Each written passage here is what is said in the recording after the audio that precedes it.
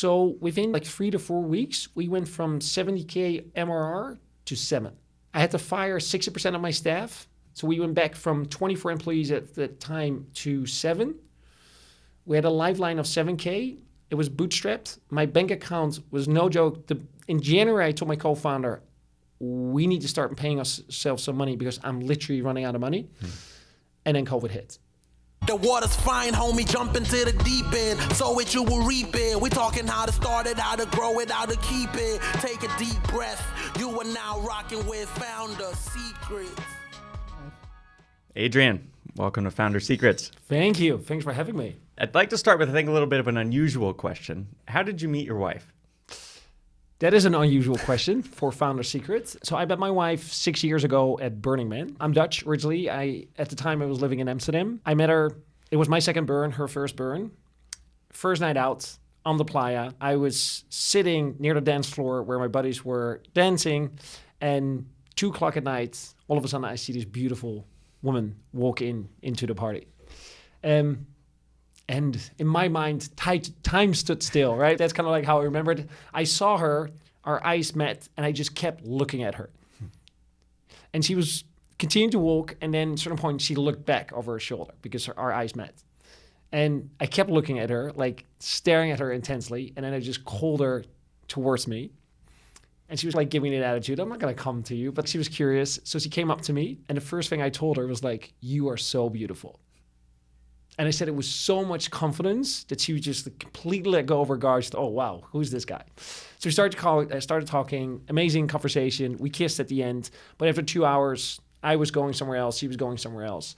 And at Burning Man, you don't have any cell phone service. I didn't bring my phone. I thought that I remembered where she was camping. But of course, the next day I forgot. The only thing that I knew about her was that her name was Olja, that she was a documentary filmmaker. She was living in New York. And that she just made a film called A Sniper's War, which was about a Serbian sniper fighting on the east Ukrainian conflict at the time on the Russian border, and that she spent multiple years there. So when I came back to the Netherlands, I didn't see her the entire burn. I looked for her multiple times, didn't see her, but when I came back to Amsterdam, she was still in my mind. I was like, I have to find this woman. I got to find and see that little magic that we had for 2 hours, if it was just me or maybe there was something more. And I thought this is going to be an easy catch, right? Mm-hmm. Movie director, film. So I typed in Google, nothing. So wait, no, this I know for sure it's not. So I typed in Google again. I was like, Google, come on, man, Google, don't give me shit. I went to Bing. Must be something. Didn't get any reply. What I didn't know now is that the film wasn't out. So I only had Olja New York. And then I spent basically the next 2 weeks trying to hunt her down. I had this almost like OCD style focus on trying to find her. I even wrote to a Ukrainian film festival in New York. I was like, this must be it. I put my heart in that email, zero reply. Zero reply. And it ended up at the last day at my camp, which happened to be a New York-based camp at Burning Man. There was a Russian girl that I ran to. And as a last resort, I reached out to her 2 weeks after I came back saying, hey, do you know Olja, movie director from New York? And she replied, do you know how many Oljas there are in New York? No. I was like, okay, yeah, it was a last resort, who knows? But she said, I'm going to a Russian barbecue tonight. I can ask around. But it's like one of our listeners tonight, like, thinks like, right. Oh, hey, let me go and ask. I was like, that's never going to happen. But she did. And the first guy she asked, the guy organizing the barbecue, turned out to be a childhood friend of Olja. Mm-hmm.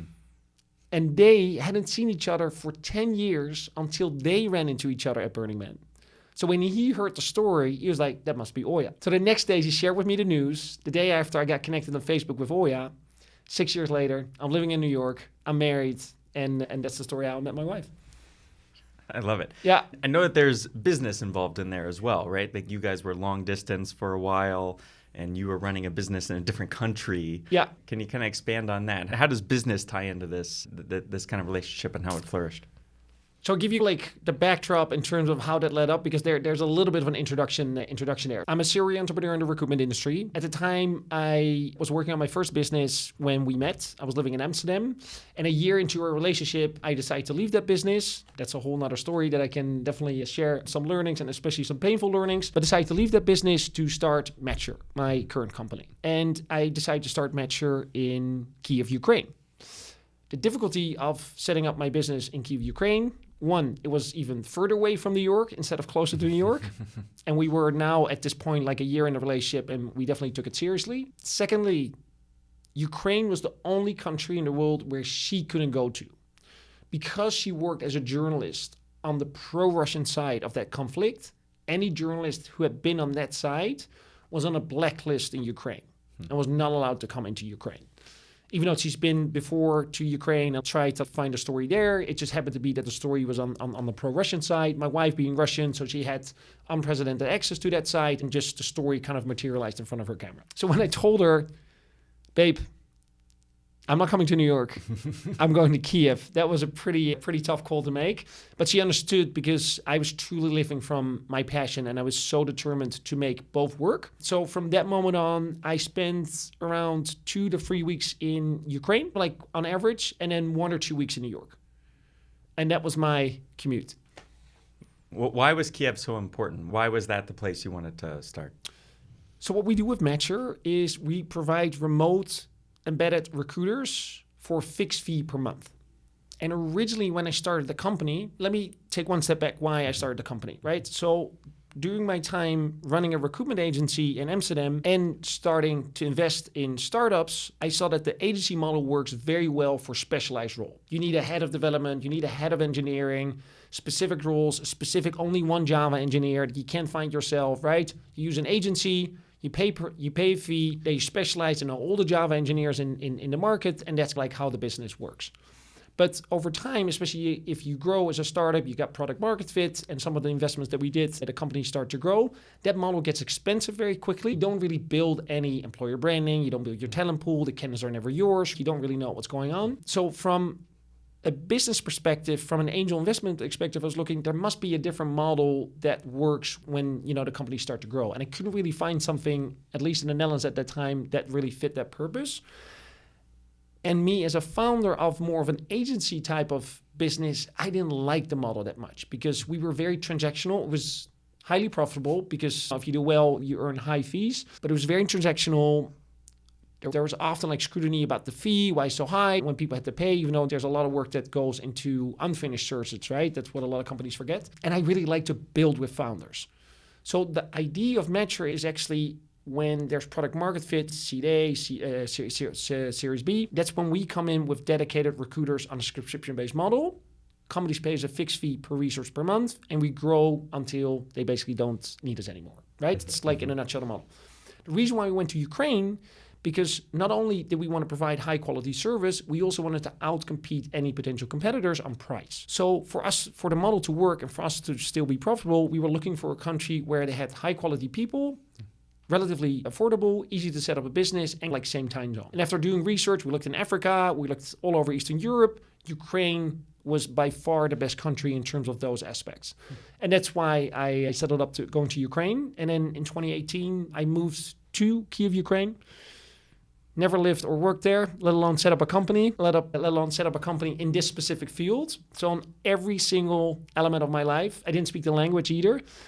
80% of the population doesn't speak English. 10% you can ask yes and no, basically, and 10% speaks English. That's my experience of living and working in Ukraine. So interesting times. I have friends who have moved places because of a spreadsheet, right? They put everything together and say it has great commuting and it's a low cost of living and these things. I haven't heard of somebody build a business in that way. So you had not lived there. You decided to really uproot your life and change a lot of things in your life around that. Were you very confident in it, or was it, we'll try this out and if it doesn't work, I'll do something else or go somewhere else? I was extremely confident.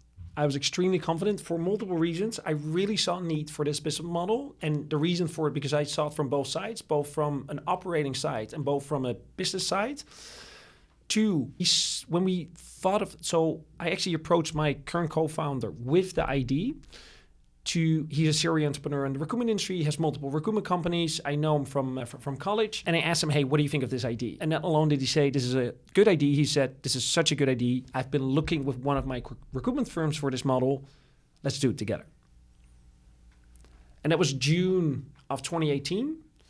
We then start to scope, okay, which country, like we wanted to do this model, like which country would then be suitable? And simultaneously, we start to talk to potential clients. And almost every single potential client that we spoke to said, This makes absolute sense. If you guys are up and running, we would like to work with you guys. So that gave us a lot of confidence in terms of, okay, there's a model there. The good thing is I was naive enough that I felt like I'm just going to open up an office in a new country and let's wing it, basically. And luckily, I also knew enough of the industry, but also not enough of the actual work that recruiters need to do for me to be like, oh, I'll just crush this. Because otherwise, I think the task ahead would have been too intimidating to really commit to it. But that's the beauty of any journey, right? Like you only see it on the other side when you come out of the rabbit hole, basically. What were some of those misconceptions or things that you thought early on, oh, this will be easy, or that you underestimated? So this was prior COVID. And what I didn't realize is how important it was for a lot of companies to see the work that recruiters and sourcers do in their office. Because they represent their company to the outside. And for them to have a foreign Ukrainian that's not Melissa, but Karina present him was a bigger hurdle than what I thought it to be. Even though I had been working with my previous company already a little bit remote, we had a dev shop in a different country and it worked absolutely seamless, especially for larger corporates. That was a bigger thing. Recruiting on itself as a job, there's a lot of work that happens underwater to get a hire. And what I mean with that, you need to source on LinkedIn, which takes hours. That can take hours per day before someone actually has a phone call. You interview many candidates before you find a good candidate. Once you have a good candidate, that's the first touch point that someone in the company actually speaks to a candidate. That work that goes into getting that first candidate in front of the client, and sometimes only 3 or 4 in total before you get to a hire. There's so much work that happens that a client doesn't see. So if the client doesn't see the actual work and also doesn't see you work at the office, you constantly need to remind the client, we're working for you, you're paying because we're working. And that's something I didn't realize when we started the company. And I also didn't realize that it's for people entering into a new market, into a new culture and working with senior stakeholders. Those are 3 elements that can be daunting. So I had to train much more my people in terms of how to work with foreign stakeholders and especially working remotely for stakeholders and really speak up constantly and remind them and be proactive in that than I had originally thought I had to be. How did COVID change any of that at all? Or how did COVID change the business? Yeah, completely. Hindsight, it was a blessing in disguise. But at the time, so we're a bootstrap company. In our first year, we grew to 20 employees.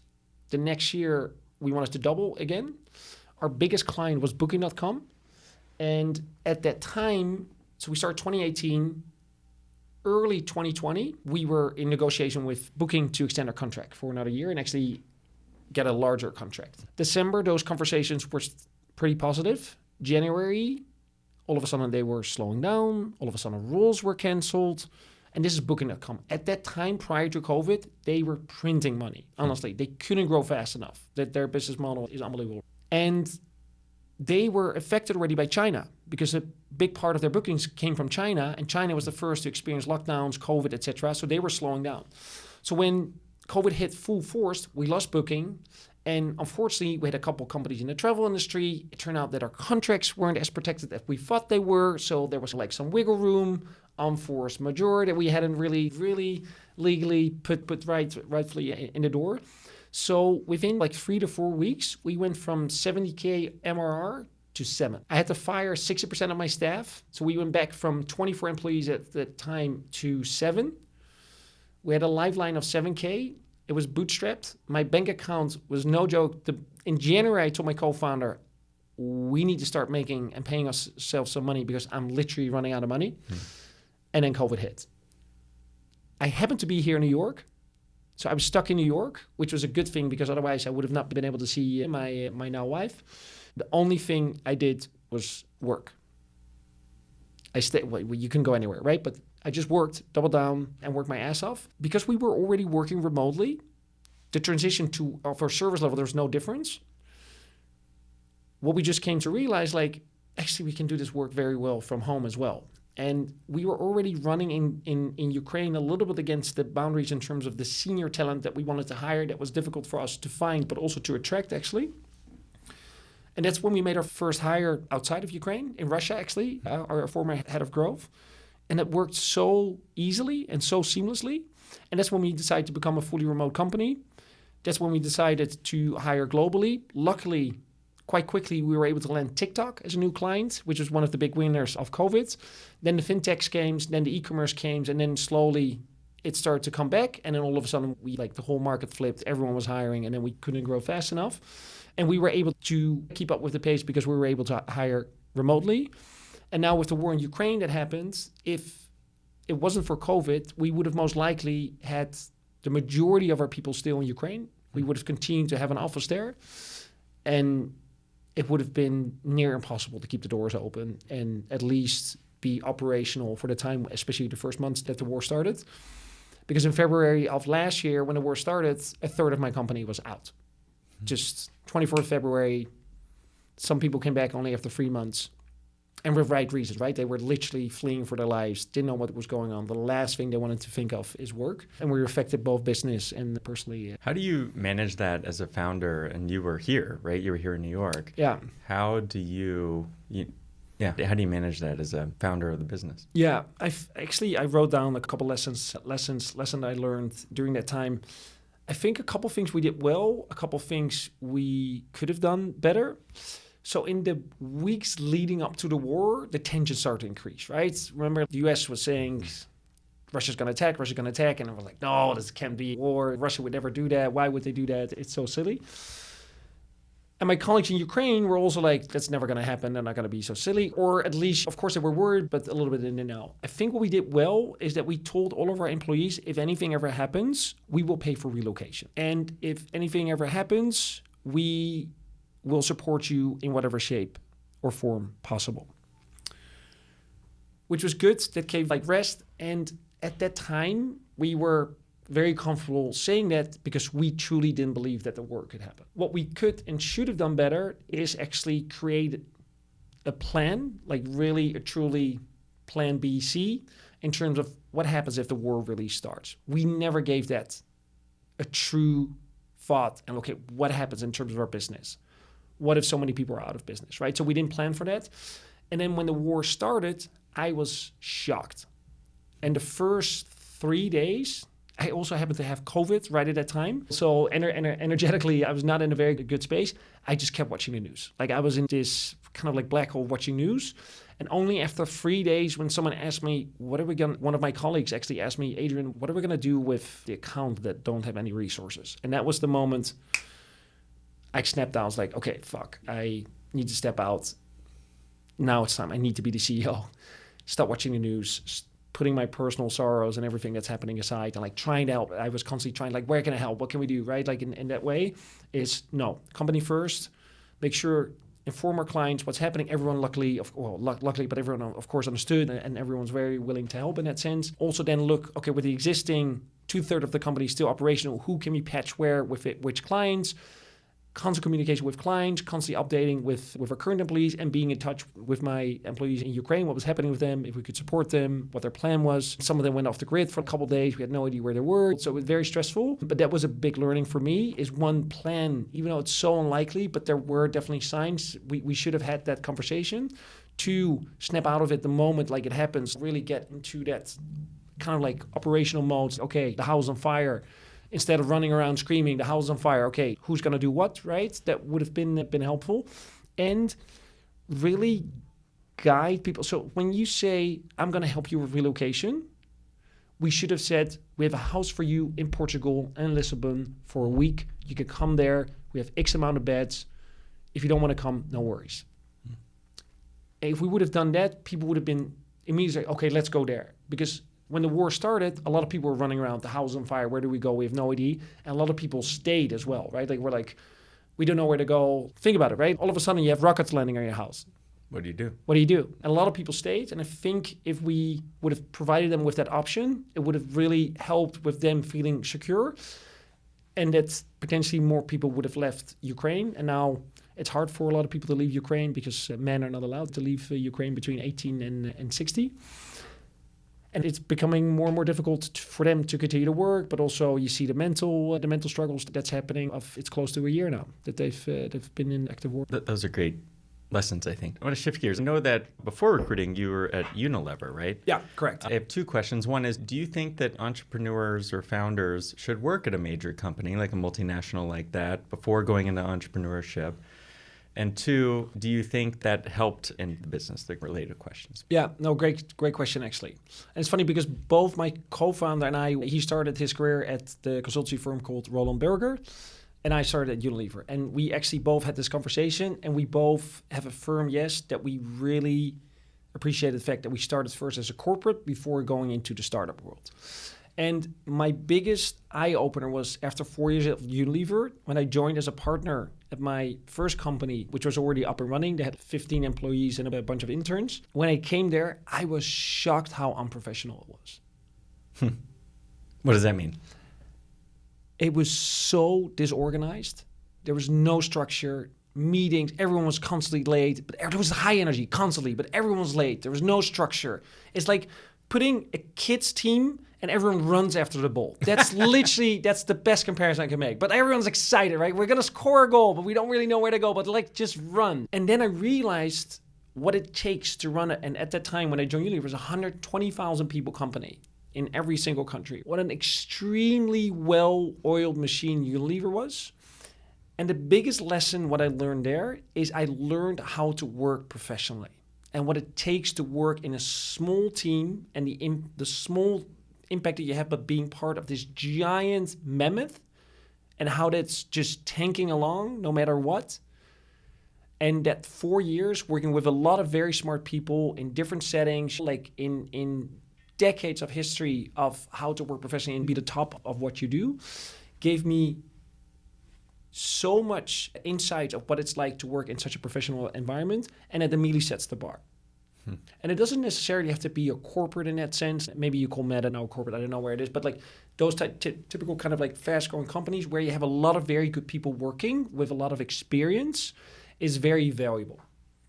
Now, on the flip side, I wish I would have been in a more entrepreneurial environment much earlier on in my life, because I would have been much further in my entrepreneurial journey, because it's almost like ticking boxes and like kind of experience and you get a thicker skin along the way. I see you smile, you probably recognize some of that, right? Because it's the flip side of it. So I'm very happy that I did, and I truly learned what like good work looks like in that sense from a Unilever perspective.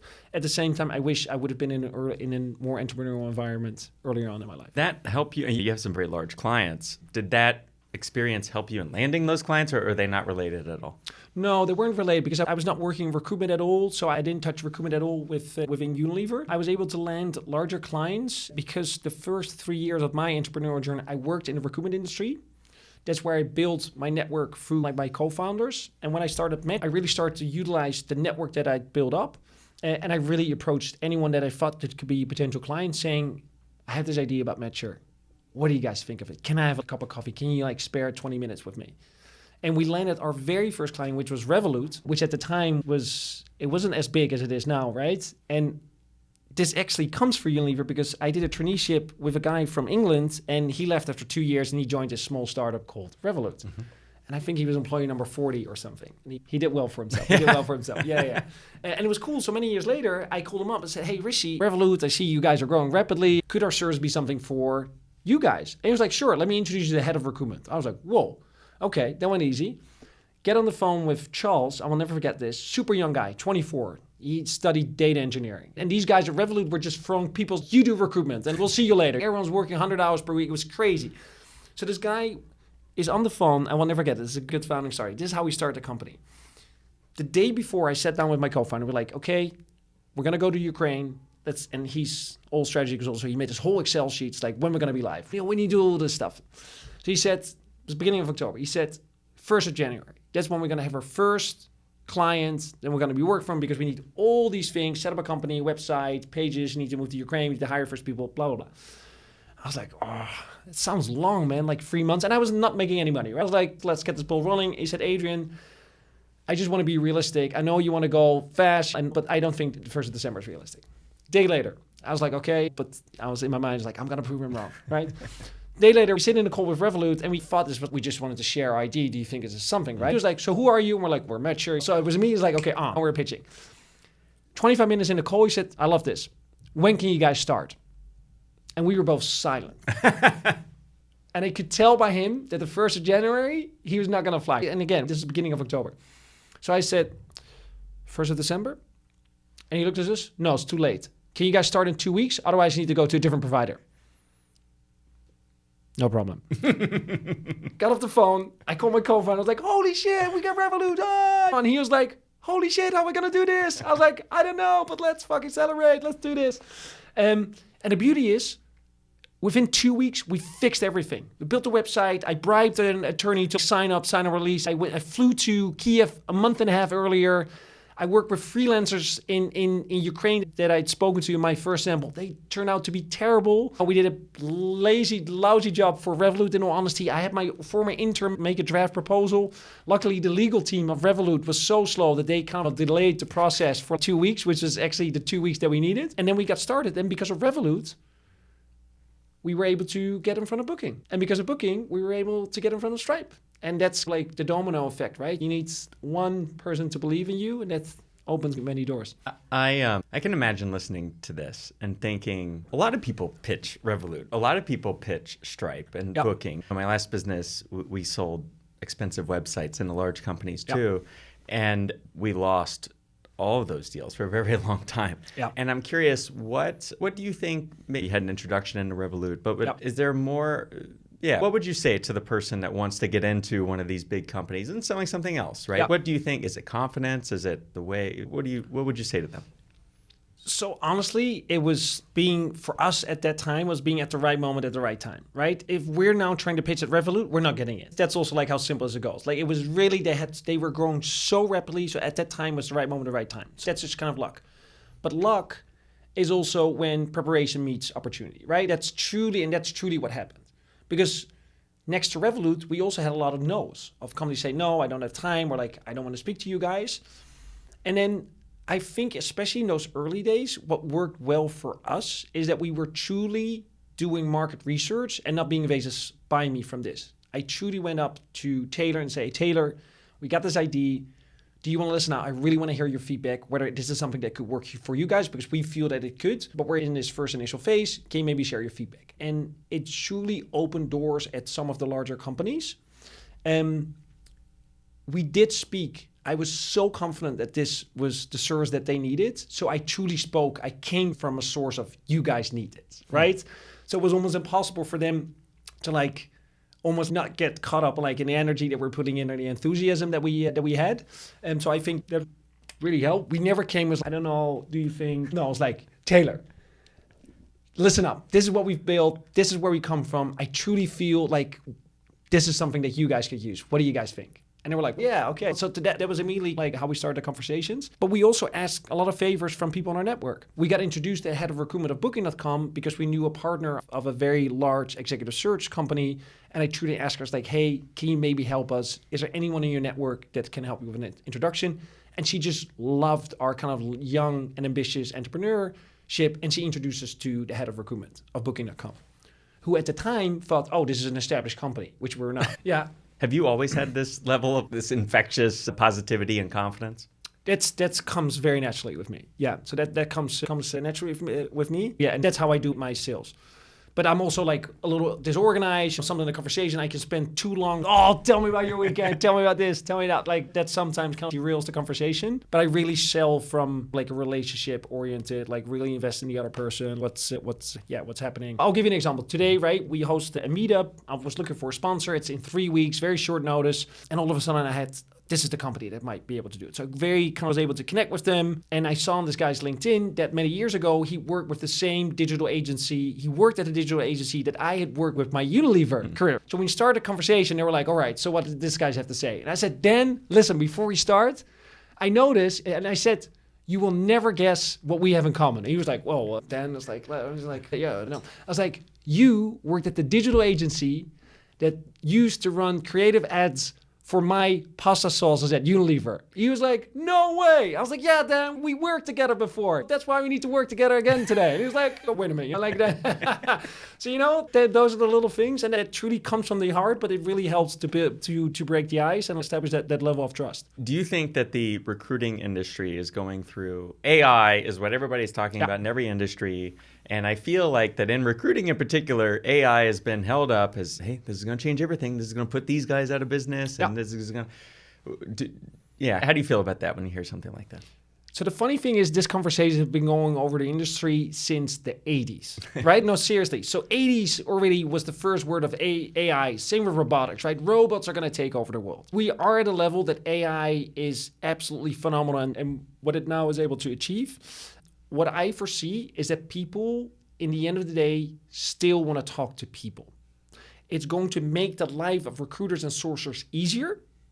And part of the mundane work we will be able to automate, but still the actual interview, knowing what a company is about, knowing what the candidate is about, that's a human process. And I don't think that any robot will ever take that over if it's a job that requires personal interaction or it's a job where it's not a volume job. And what I mean with a volume job, Amazon, for example, fulfillment centers, right? They can get away, it's such a volume process, they can get away with chatbots doing hard requirements for the people that are working there. Are you eligible? Do you have this? Do you have this? That? They can actually automate that part. The jobs that we do, senior software engineers, that's a conversation that you need to have with a software engineer. What do you want in your career? What are you looking for? What do you find important? Really get the nuances in terms of what someone's looking for. But you want to speak to a person. It feels so, I know in my experience, it's very difficult to scale people businesses. It's difficult to scale the culture of people businesses, difficult to recruit these people. It's difficult to find the people that you're just talking about right now that have that touch. How do you do that? It's a great question. And honestly, that's also a question I ask myself. And I'll tell you something, it's been an absolute roller coaster because it's a people business. I think every business is a roller coaster, but it's never been easy. First COVID, then we couldn't grow fast enough, then the war in Ukraine, then we got out of the Ukraine, and then the whole tech market imploded, right? People business, scaling up. It's not an easy business to scale. We're a dividend business. So the chance of us getting a big exit, like high valuation, is possible, but it's not super likely that's really the end game. If things go well, we're very profitable. We get dividend out of the business. That's the game that we play, and that allows us to have an amazing life, do other things, build other businesses, invest. So that's how we look at it. But it's tough because you're talking about people. You're talking about people that are performing. You're talking about people that are not performing. It's not software. You need to fix a bug and it runs for a lot of clients. We're pretty dependent on a couple of larger clients, right? So that also brings a little bit of insecurity within the business. And you get a very thick skin of it. But at the same time, I just love working with people. So I'm very proud of the diverse team that we have, to see people grow, to work for some of the most amazing companies in the world and really see them build a career. And that gives me a lot of satisfaction. Do you think that your skills, if it was applied to selling enterprise air conditioners for $1 million a year, do you think you would be just as successful in a business like that? Or do you think you were built in a way for this kind of recruiting industry, since you've had several businesses in it? Yeah. How much of it is you'd be great at anything you did applying these skills or something you love? Yeah, so I would never say that about myself. I would be great at anything I did. One thing, and it's funny because the other day we were interviewing a senior recruiter and this person said to me and my co-founder, I was like, wow, you guys have built these businesses, like... so amazing. I'm so honored to talk to you. And it's kind of almost like weird to have someone like you're interviewing with us. Like it almost like feels strange. And he asked us, so what's the magic? Like, where does it come from? And we didn't even think twice. Hard work. So I could probably be successful selling $1 million air conditioning into the aerospace if I had put all of my mind to it and not get any distractions in and really understand what the mechanics are, why this is such a great machine, understand my buyer, etc., build those networks. But it takes years. And that's literally what happened with I just happened to have my chance to become a partner at a small digital recruitment agency. Didn't really think much of it. Only when I started to work in the recruitment industry, I realized I can actually make money of something that I really like to do, is help and connect people with something as important as their job. And that gave me a lot of great satisfaction to that extent. But in the end, so when I started MatcHR, is the first 2 years, I had to learn how to recruit. I'd never recruited myself. I ran a recruitment agency, but I'd never worked as a recruiter. And now my product were the recruiters and I was hiring recruiters. So I had to understand how to work, understand how to recognize talent, and I had to understand how they had to work for our clients. next to setting up the business, and they were all the time looking at me, where are our clients? So all of that was cramped, and I was living in a different country. So all of that, but at the same time, living in a different country made sure that I didn't have any social interactions. I honestly never went out. I didn't go often went by myself. Sounds depressing, but I liked it. I went often by myself, went out for dinner, have a quick bite, and then came back and just worked. And that was the reason why I was able to teach myself how to recruit. I was able to run the business, and that's why we were able to grow to 20 people. But it was because I had a laser focus and worked, honestly, 82 to 90 hours per week in order to get the business off the ground. At that stage, how do you know what to work on? How do you prioritize and pick what to do? It's constant battle. Clients, people, train them, how are things going with the clients, work on it. The good thing was we were able to get clients in quite quickly, and clients needed people. So then it was like hiring people and then training the people and setting the culture and building the culture. And then, wait, we need more clients. And then running with clients, and then shit, this client's not going well. So it really, the business kind of came to us very quickly. So right from the start, we were like working like crazy just to keep up with everything that we had to do. Build the system, build the processes, adjust, pivot, and change the business model a little bit, change the pricing, listen to feedback. A million things. So it was like, I would never wake up like, what we're going to do today? No, just, let's see how far we can get through kind of like all the things that need to be happening. And I know we're coming up on time, but you had partners in your prior business. You got a co-founder here. Yeah. I have partners in my business and in my last one too. And I know a lot of my entrepreneur friends, it seems like the success or failure of a business almost rides on who you choose. Yeah. And can you speak to that? So how do you find a good partner? How did you go through this process? Yeah. What does that look like? Yeah. So let me tell two stories, because I have a very bad experience and an absolutely amazing experience. The bad experience was at my first company. Two co-founders asked me to join them as a third partner. In hindsight, the fact that they choose me was ridiculous. Didn't make strategic any sense. I didn't have any business experience, didn't have any recruitment experience. It was a very small company. Why bring me on as a third partner? For me, it was amazing because it was my entry into the recruitment space. It turned out that actually the guy that started the company many years before that turned out to be an absolute narcissist. Every day he said, we're going left. And then I was like, all right, let's go left. He was very engaging, very enthusiastic, very passionate, great storyteller, good commercially. And then everyone would go left. And then 3 days later, he would come back into the office and he would literally say, what the fuck are you guys doing? Why is everyone going left? Everyone's like, well, you said. And he was like, we need to go right. You're all idiots. And he started doing it himself, and then we would go. And what happened over time, no one did anything anymore. And everyone's scared to their bones of literally being humiliated in front of everyone. And it made me very small. It was absolutely against my own core values. Couldn't work with him. Intimidating. I was really intimidated by him as well. So after kind of like 3 years of like having to like go through that and see really like how not to run a business, when I engaged with my now current co-founder, I really told him, I was like, these are my core values. And if you cannot agree on my core values, what I find important in our company to reflect, then we cannot work together. And I asked him as well, I want to talk to people that have worked with you, and I want to read your personality profiles in terms of what kind of person you are. And I already knew him well from college. We studied together. We had many night outs together. I knew he was a good guy, but I was so tainted and affected by what happened in my previous company. And that's the biggest lesson I learned, and that I tell every co-founder as well, when looking for a partner, it's so much more intense than a marriage. And it's so hard to get out and so painful to get out. And the chances of your company surviving are slim when you need to go through that painful breakup, and it gets so nasty whatsoever. And to this day, it's my current co-founder and I has been the best marriage next to Oya that I've honestly had, because we did that due diligence at the beginning. Also because we were very clear at the beginning what we could expect from one another and what we find important, where our strengths were and where not. And to this day, we've always been able to tell truth to one another, knowing that it's in the best interest of the company. Which is easy to say, but when you're in a heated debate and you can't really get things together, this is always so easy to talk about this right now. But I think that's why now, 4 or 5 years in, we're still working together so well. Did he own a prior business too? Yeah. How much of that do you think is experience, where you've both been through it, versus the process you're explaining? So experience has to do with it, but it's just, it really is personality, right? Like some people you vibe with and you work very well together, and some people you don't. But if you need to work 80 hours in a super stressful environment where things are not going well, where you might lose everything, where you're under stress, different, your wife, your girlfriend, whatever it might be, right? There's so many elements that come into play that really you can't hide. That's when the true nature comes out. So you can be experienced, but you can still be an asshole towards each other, right? And some people deal with that and other people don't. And you get more experience of like how to deal with certain situations. But still, that personality element and that process is key to me. I love it. One last question. Where do you see yourself or the business and like what does the future look like for you? You know, you've been through a lot. Yeah. Where do you see it going? Yeah. So it's definitely a tough market for us right now. A lot of companies are not hiring, so therefore don't need our service. But there are still pockets where growth is happening. Deep tech, for example, semiconductor industry, there's a lot happening there. So that's something that we're focusing on now as well, manufacturing. But where I see us go, we just started in the US.